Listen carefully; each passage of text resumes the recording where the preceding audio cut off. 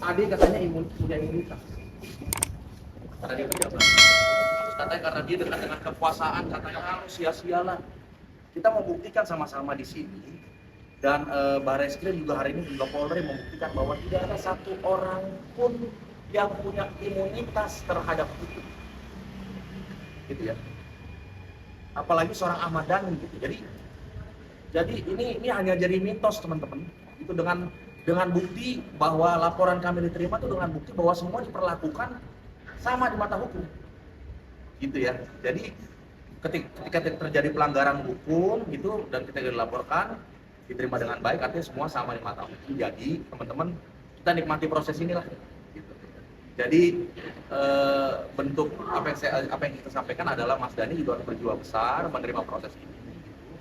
Dan jangan lagi, dengan penuh kerendahan hati ya teman-teman, jangan lagi punya arogansi untuk meremehkan orang lain. Gitu ya, karena kita semua sama di mata hukum. Jadi ya khususnya etnis, buat kami keluarga besar Pono itu bukan hanya Ryan ya, tapi semua keluarga saya di kampung, bahkan yang tersebar seluruh dunia. Dan bukan hanya Pono, tapi secara umum semua Indonesia Timur yang memiliki marga. Dan bukan hanya Indonesia Timur, tapi secara umum orang Indonesia yang memiliki marga. Ada orang Sumatera di situ, ada orang Batak di situ, ada orang Padang di situ, ada orang Kalimantan di situ. Semua mengerti bahwa marwah dan martabat kehormatan sebuah marga itu gimana. Dan yang paling penting begini, saya mau sampaikan nih, kalau kasus ini memang sampai di permukaan dan mungkin presiden kita, Bapak Presiden Prabowo bisa lihat dan bisa memantau kasus ini. Saya mau bilang gini, hari ini kita memiliki presiden kebanggaan kita, Bapak Prabowo, yang setengah darahnya itu adalah darah Indonesia. Ibu Bapak Presiden Prabowo itu adalah seorang Manado, Sulawesi Utara, yang memiliki marganya itu Sigar. Jadi dengan penuh rasa hormat, saya yakin dan percaya Pak Prabowo itu sangat paham dan mengerti arti marwah kehormatan sebuah marga. Gitu. Jadi ini udah nggak bisa lari kemana-mana, substansi sudah jelas, gitu ya. Jadi mari kita hadapi secara gentleman. Kan Mas Dhani bilang kemarin kan di diskusi, saya ini bukan orang yang wise, saya ini orang yang menghadapi segala sesuatu itu radikal. Gitu kan. Yuk, mari kita genapi keradikalan ini. Ya. Kami juga radikal, tapi radikal secara hukum ya, teman-teman. Kami bukan orang radikal yang nggak tahu aturan, bukan orang radikal yang sok jagoan, sok punya power, tapi radikal kami semata-mata mengandalkan hukum. Bang, waktu itu kan pernah dianggap clear ya Bang? Ya.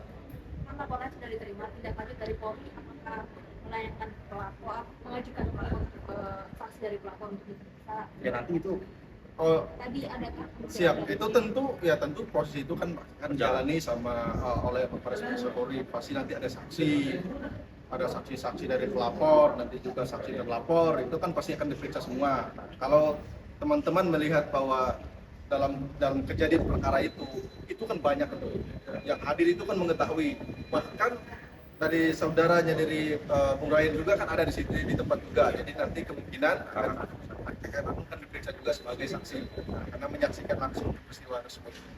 Kemarin waktu itu bukannya pernah bilang di postingannya kalau soal chat sudah clear karena dia minta maaf.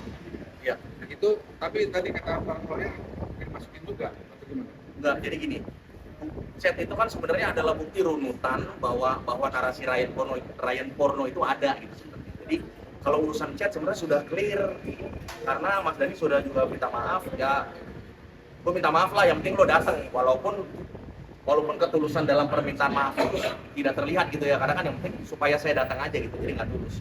Jadi sebenarnya tapi biar bagaimanapun itu sudah clear, karena saya juga gentleman bahwa saya bilang oke, artinya saya juga oke sudah memaafkan dan oke akan datang. Tapi yang menjadi substansi yang paling utama adalah ketika bercandaan itu yang meremehkan itu kemudian dilakukan lagi di dalam debat, di mana debat itu terbuka secara umum ya, disaksikan oleh semua khalayak live gitu.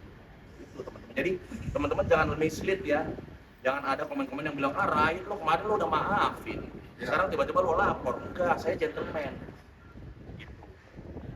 Ya, Terkait dengan pertanyaan Mas tadi, itu kan justru sebagai juga sudah memang pada saat itu.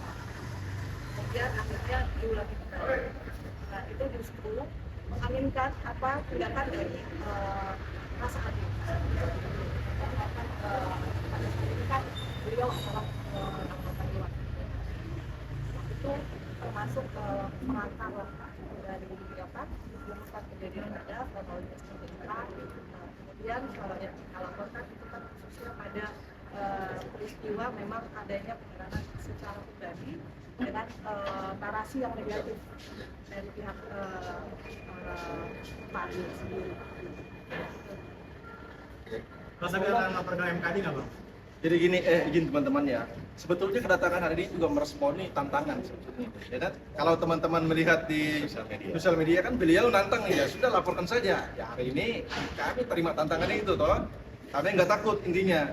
Nah terkait dengan KMKD, tentu kami akan melangkah ke MKD karena ini berkaitan dengan seorang jabatan publik yang seharusnya juga menjaga namanya etika, attitude, tapi tidak dilaksanakan baik. Oleh sebab itu kami juga rencananya besok, kemungkinan besok rapat 10 akan merapat ke Senayan. Kami akan membuat surat pengaduan juga ke MKD agar saudara hari ini diproses sesuai jabatan dia. Demikian ya. Sesuai ketentuan. Mas Ryan, Ya. kalau seandainya Ahmad Dhani mau bersikap baik gitu, menghampiri dan meminta maaf secara langsung, apakah laporannya akan tetap dilakukan? Kayaknya udah terlambat ya. Kayaknya sudah terlambat karena kita sudah terlanjur lapor. Tapi lagi-lagi ya seperti yang kita ulang-ulang terus bahwa kita hanya merespon apa yang menjadi permintaan dari Mas Dhani. Kalau ada kesalahan, ada pelanggaran, lapor. Dan terbukti di semua bukti konten di mana Mas Dhani diwawancara, beliau nggak takut kok.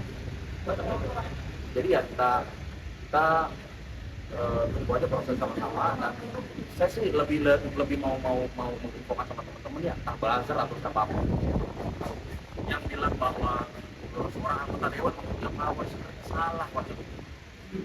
Justru semakin pangkat, semakin jabatan orang semakin tinggi, justru perilaku mereka semakin terbatas dalam tanda kutip. Mereka harus semakin mengontrol diri, ya, menjaga lisan, menjaga harga diri, dan menjaga marwah dari institusi-institusi masing-masing. Jadi sebenarnya ini menyedihkan teman-teman kalau teman-teman mau menyikapi karena gini, kita hidup itu santai boleh tapi main-main jangan, kan gitu. Jadi ini menyedihkan.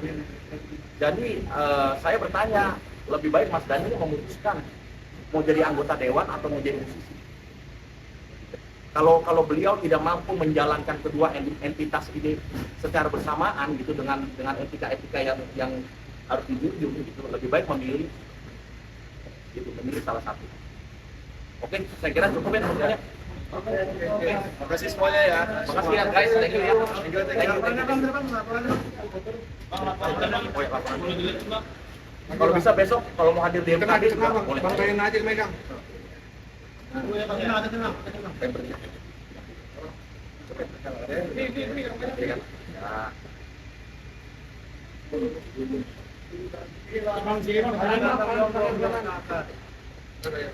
Geser deh, colok dulu deh. Gini Bang. Terima kasih.